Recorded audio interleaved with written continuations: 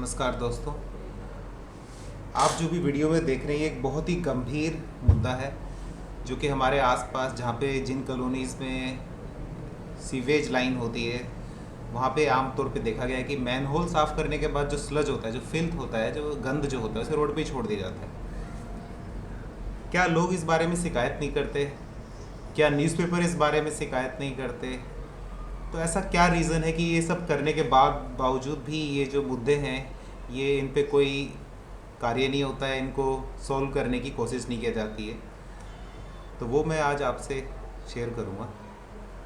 आपने वीडियो देख लिया, ये आपके आसपास होता भी होगा। तो अगर हम न्यूज़पेपर की बात करें तो हम देख सकते हैं कि 2018 में टाइम्स ऑफ इंडिया में ये रिपोर्ट किया गया था कि सीवेज का जो साफ़ करने के बाद जो गंद है वो रोड पे ही छोड़ दिया गया।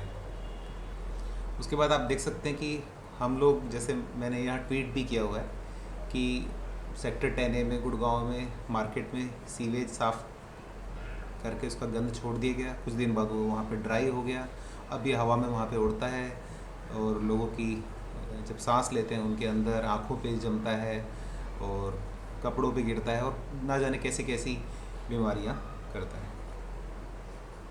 उसके बाद ये ट्वीट को लगातार 31 दिन 31 डेज़ तक ट्वीट किया गया, लेकिन फिर भी कोई रिप्लाई नहीं आया। ऐसा क्यों होता है? मतलब कि ये लोग कैसे इतनी हिम्मत करते हैं, ये जो सरकारी नौकर हैं या जो ये नेता हैं, ये इसको कैसे इग्नोर कर देते हैं? इसके पीछे कारण क्या है, ये हमें समझना बहुत ज़रूरी है। तो आपको ये समझना होगा कि कुछ मुद्दे आपने देखा होगा कि जैसे धर्म या जाति पाति या रिजर्वेशन से रिलेटेड मुद्दे जो होते हैं उस पर बड़े जल्दी काम हो जाते हैं, लेकिन इन मुद्दों पे नहीं होता, क्योंकि इस मुद्दे पे ज़्यादातर लोग इनके पीछे नहीं पड़ते हैं। लोग सोचते हैं कि किसी एक बंदे ने कंप्लेंट कर दी तो मुझे कंप्लेंट करने की ज़रूरत नहीं है, मैं शिकायत क्यों करूँ जब किसी और ने कर दी। लेकिन ऐसा नहीं है। जब हर बंदा शिकायत करता है तो वो मुद्दा पॉलिटिकल मुद्दा बन जाता है और सफाई, साफ़ पानी, साफ़ गलियाँ, साफ़ सीवेज लाइन साफ़ करने का सही तरीका जब तक नहीं होगा, जब तक आपके इन मुद्दों पे कोई भी काम नहीं करेगा। सीवेज में जो बैक्टीरिया होते हैं, जो वायरस होते हैं, वो ज़्यादा खतरनाक यूँ हो जाते हैं कि जो आप एंटीबायोटिक्स सोचो आपकी कॉलोनीज़ में या जो गुड़गांव, पूरे गुड़गांव, फरीदाबाद, नोएडा, इन सिटीज़ में जो भी लोग एंटीबायोटिक खाते हैं वो बॉडी में सारी तो स्टे नहीं करती, वो एक्सक्रीट हो जाती है यूरिन के थ्रू और स्टूल के थ्रू। ये जो एंटीबायोटिक्स होती हैं या और हार्मफुल जो केमिकल्स हैं या जो स्ट्रॉन्ग केमिकल्स हैं, जैसे एंटीसेप्टिक्स जो हम यूज़ करते हैं, फिनाइल हो गया, डिटोल हो गई, हार्पिक हो गया, ये सारे सीवरेज के अंदर चले जाते हैं और इस सीवरेज में जो बैक्टीरिया पनपते हैं उनके अंदर इन दवाइयों का असर नहीं होता है, क्योंकि वो उसी दवाई में पनप रहे हैं। और ये बैक्टीरिया इस सीवरेज में जाते कैसे हैं? जैसे किसी को अगर टीबी है तो उसके जर्म्स जो है सीवरेज लाइन में मिलेंगे, किसी को डायरिया है तो वो मिलेंगे, कोलरा है वो मिलेंगे, इकोलाई वहाँ पे मिलेगा, ड्रग रेजिस्टेंट। तो सीवरेज के अंदर जो बैक्टीरिया पाए जाते हैं बहुत ही खतरनाक होते हैं, जिन पे आम दवाइयों का असर नहीं होता। और ये वेल डॉक्यूमेंटेड भी है, जो आप देख सकते हैं यहाँ पे, कि ये ड्रग रेजिस्टेंट बैक्टीरिया होता है। यानी कि अगर इन बैक्टीरिया से आपको कभी इन्फेक्शन हो गया तो जो मार्केट में अवेलेबल दवाइयाँ हैं वो आप पे काम नहीं करेगी, तो आपकी ज़िंदगी के लिए, आपके जीवन के लिए, स्वास्थ्य के लिए एक बहुत ही बड़ा खतरा है। इसलिए आप इस मुद्दे को हल्के में नहीं ले सकते। जो लोग रिटायर्ड हैं, जिनके पास टाइम है, वो लोग कुछ टाइम इस यहाँ भी इन्वेस्ट कर सकते हैं। पूरा दिन उनके पास, कई बार ऐसा मैंने देखा है कि टाइम पास करने के लिए कुछ रीज़न भी नहीं होता है, तो वो जो लोग एटलीस्ट जो रिटायर्ड हैं या स्टूडेंट्स हैं, जो लोग कम बिजी हैं, जो टाइम निकाल सकते हैं, 5 मिनट लगता है एक ट्वीट करने में। आप अगर ट्वीट करेंगे, हर बंदा ट्वीट करेगा, तो ये मुद्दे जो है सिग्निफिकेंट बन जाएंगे और नेताओं को और म्यूनसिपैलिटीज़ को काम करना पड़ेगा। वो थोड़ी सी झाड़ू लगाते हैं और ट्विटर पे पोस्ट कर देते हैं, क्योंकि कोई लोग उनको चैलेंज नहीं करते कि ये देखो आप ये गलत कर रहे हो, ये गलत कर रहे हो, तो उनका वो एक वीडियो ही उनकी इमेज बना देता है। लेकिन एक्चुअली में आप सब जानते हैं अच्छी तरह कि ऐसा नहीं है। तो आपको मैंने ये वीडियो दिखाया मैंने कि ट्वीट है, ट्विटर है, फेसबुक है, यूट्यूब है, इस वीडियो को शेयर कर सकते हो आप व्हाट्सएप पे। लेकिन ये मुद्दों को सीरियसली लेना शुरू करें, क्योंकि ये अगर आपके आसपास हो रहा है तो आपको मैं बता देता हूँ, मैं माइक्रोबायोलॉजिस्ट हूँ। ये जो सीवरेज के जो बैक्टीरियाज़ हैं, ये जो जर्म्स हैं, आपको ऐसी ऐसी बीमारी कर सकते हैं जो कि एक्यूट हैं, यानी कि वो आपको तुरंत होंगी। जैसे आपको डायरिया हो गया, दस्त लग गई, ये एक्यूट बीमारियाँ होती हैं। सीवरेज का अगर डस्ट हवा में उड़ के आपके नाक से मुंह में चले जाता है तो आपको हो सकता है गैस्ट्रिक इन्फेक्शन हो जाए, और उसमें अवेलेबल मेडिसिन हो सकता है काम नहीं करे।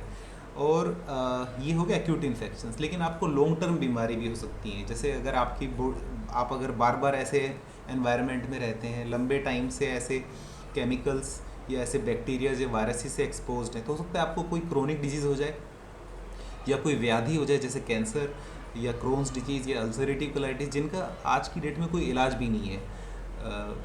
तो आपका माइक्रोबायोटा होता है वो भी इफेक्टेड हो सकता है, क्योंकि आप कॉन्स्टेंटली डेडली बैक्टीरियाज जो होते हैं, जो खतरनाक बैक्टीरियाज होते हैं जिनको इन केमिकल्स में रहने की आदत है, आप उनके साथ रहते हैं।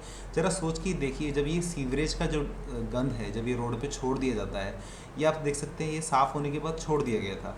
साफ़ होने के बाद जब ये छोड़ दिया गया तो ये यहाँ पे सूख गया है, और सूखने के बाद ये उड़ रहा है यहाँ पे।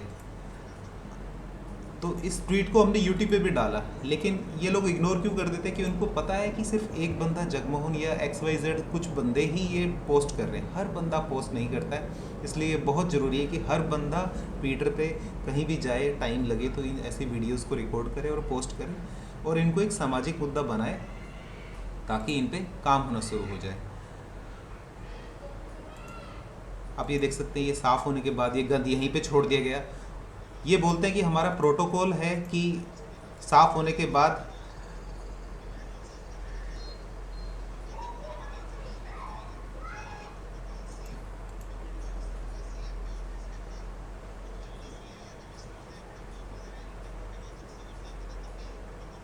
बिल्कुल यही सवाल उठता है कि जब इनके घरों के बाहर जो मैन होल्स हैं या जो पॉश कॉलोनीज़ में जहाँ पे इन्फ्लुएंशियल लोग हैं, ज़्यादा पढ़े लिखे लोग हैं, ये भी कह सकते हैं, क्योंकि वो शिकायत करते हैं, वहाँ पे ऐसा नहीं होता क्योंकि वो लोग इसको टॉलरेट ही नहीं करते। तो और मैंने कई बार म्यूनसिपलिटी के इंजीनियर से बात की, उन्होंने मुझे बोला है कि ये प्रोटोकॉल है कि आप सीवरेज साफ़ करने के बाद उस गंद को वहाँ छोड़ेंगे ताकि वो सूखे और फिर हम उसे उठाएंगे। लेकिन क्या ये लॉजिकल है और क्या ये सही है? क्योंकि उसके ऊपर से गाड़ियाँ जा रही हैं, वो रोड पे फैल जाता है, क्योंकि ये मैनहोल्स रोड पे कहीं पे भी हैं। तो आपने आज शाम को सीवरेज साफ़ किया और आप इसको सूखने के लिए 5 दिन दोगे तो पूरे रोड पे फैल जाएगा। अब इसमें सारे बैक्टीरिया है, वायरसेस है, डेडली बैक्टीरियाज है जिन पे दवाइयाँ भी काम नहीं करती। जब ये सूख जाएगा, ये फैल जाएगा तो हवा से ये उड़ेगा, तो आपके सांस में भी जा सकता है। कई बार आपने देखा होगा कि आप घर का ही खाना खा रहे होते हैं, घर का ही पानी पी रहे होते हैं, लेकिन फिर भी आपको गैस्ट्रिक इन्फेक्शन हो जाता है। तो उसके पीछे रीज़न ही ये है क्योंकि आपके आसपास जो धूल है, मिट्टी है जो उड़ रही है, वो आपके नाक से या जब आप बात करते हैं तो आपके मुंह के जरिए आपके शरीर में जा सकती है और आपको इन्फेक्शन कर सकता है। और मैं अभी फिर से रिपीट कर रहा हूँ कि खाली इन्फेक्शियस डिजीज़ ही नहीं, आपको chronic disease like cancer, Crohn's और अल्सरेटिव कोलाइटिस भी हो सकती है। तो अगर आप अपनी स्वास्थ्य पे ध्यान देना चाहते हैं कि भविष्य अच्छा हो, तो इसको टॉलरेट करना बंद करो और इसके बारे में कंप्लेंट करने लगो। और ये मत सोचो कि मैंने कंप्लेंट कर दिया तो भाई क्यों कंप्लेंट करेगा। आप भी करोगे, भाई भी करेगा, आपके फादर है वो भी करेंगे, मदर है अगर वो भी कर सकती, जो कर सकता है वो करें। ट्विटर पे करें, फेसबुक पे करें, फ्रेंड्स को बोलो वो करें, आपस में वीडियो शेयर करें। टॉलरेट मत करो ताकि ये चीज़ें साफ़ होने लग जाए। आपने देखा होगा हमारे म्यूनसिपलिटी के ऑफिसर्स ऑस्ट्रेलिया, इजराइल की ट्रिप पे जाते हैं, वहाँ ये देखने की वहाँ पे सीवरेज लाइन कैसी है, लेकिन वो सिर्फ उस ट्रिप पे एंजॉयमेंट के लिए जाते हैं। अगर वो सीरियस होते तो वो उनकी जो एक्सीलेंट प्रैक्टिसेस है वो इंडिया में भी फॉलो करते। सिर्फ कहने से देश विश्वगुरु नहीं बनेगा, सिर्फ कहने से अमृतकाल नहीं आएगा। आप लोगों को, इन अथॉरिटीज़ को, इन पॉलिटिशियंस को फोर्स करना पड़ेगा। लास्ट में मैं रिपीट कर दूं कि ये मुद्दा किसी पार्टी स्पेसिफिक नहीं है। ऐसा नहीं है कि कांग्रेस ने ऐसा किया या बीजेपी ने ऐसा किया या आम आदमी पार्टी ऐसा करती है, कोई और भी पॉलिटिकल पार्टी। ये सब लोग इन चीज़ों को इग्नोर करते हैं क्योंकि ये हमारा आम जनता का मेन मुद्दा है ही नहीं। आपको इसको मेन मुद्दा बनाना होगा। पहले आपके स्वास्थ्य के पे ध्यान देना चाहिए हमें, फिर बाकी चीज़ें हमारे लिए इम्पोर्टेंट है क्योंकि ये हमारी डे टू डे लाइफ हर दिन हमारे साथ हो रहा है। धन्यवाद। और इस वीडियो को प्लीज़ शेयर करें अपने फ्रेंड्स के साथ और इंश्योर करें कि आप भी इन चीज़ों को ऑनलाइन कंप्लेंट करेंगे। धन्यवाद।